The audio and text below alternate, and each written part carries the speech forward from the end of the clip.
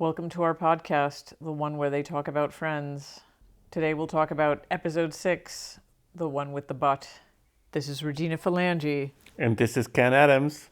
Now we're recording everything again because we recorded the first 5 minutes of this would-be podcast and then realized we weren't recording.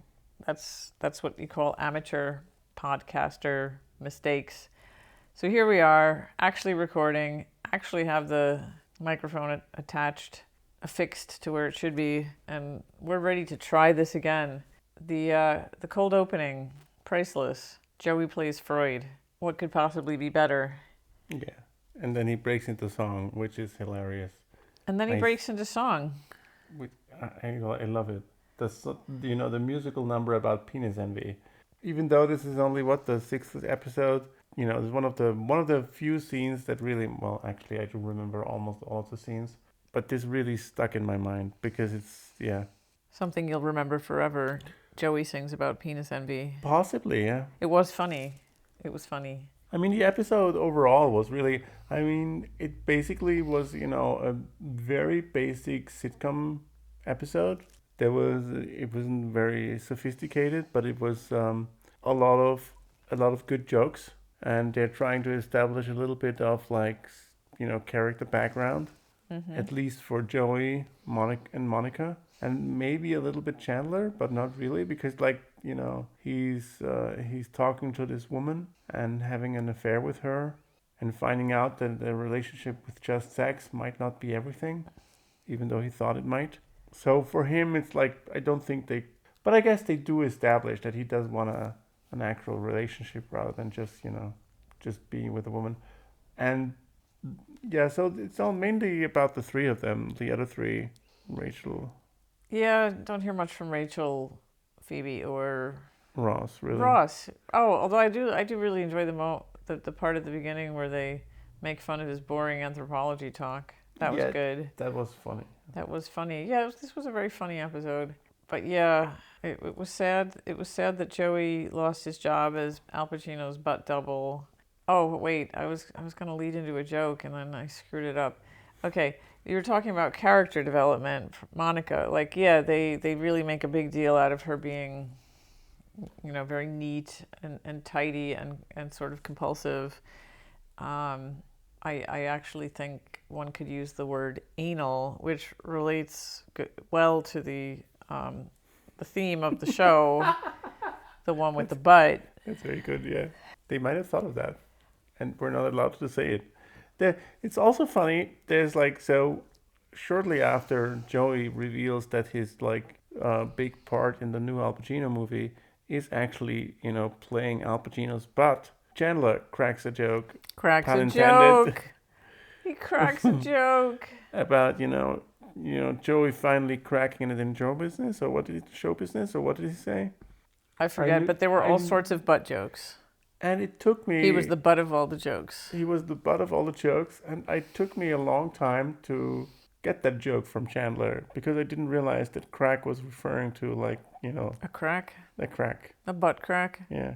It's such a learning experience, friends. It's a language learning experience for foreign people around the world. Yeah, it sounds stupid, but really for me, if you understand the jokes in Friends, your English is pretty good.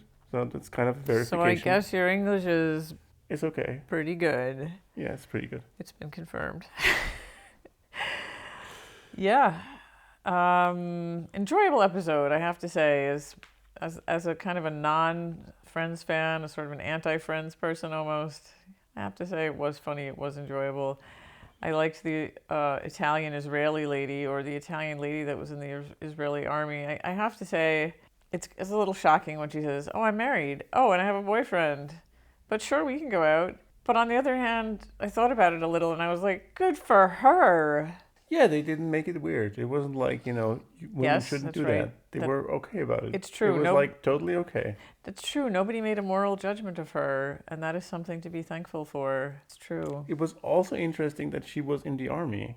She wasn't she wasn't a waitress or a secretary. She was in the army. Well, that was a mystery to me. She was Italian and she was in the Israeli army.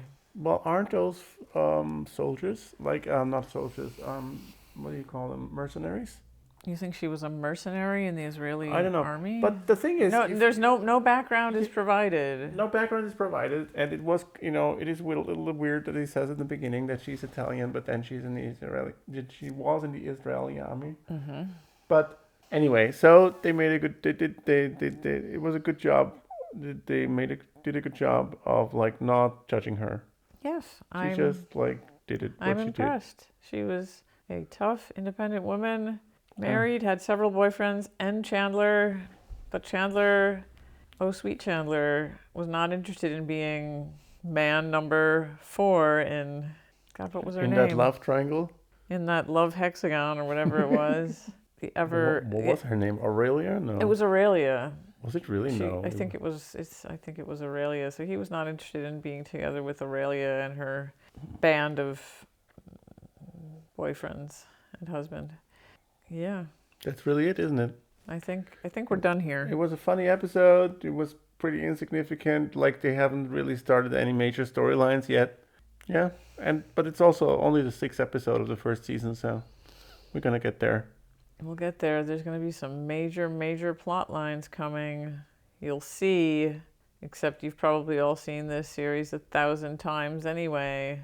All right. Anyway, time to go cook. Yeah. Back to the studio. Right. Back to the studio. I don't know why. I don't even know what that's supposed to mean. Wouldn't we, if there were a studio, wouldn't we be in the studio now? We would be recording this. We would be. Let's just pretend there's a studio. Everybody live from the studio, and yeah, it's really a laptop with a microphone attached. That's all it is, folks. All right. Whatever the case may be, studio or no studio. Signing off. Until next time, this is Regina Phalange. And this is Ken Adams. Bye.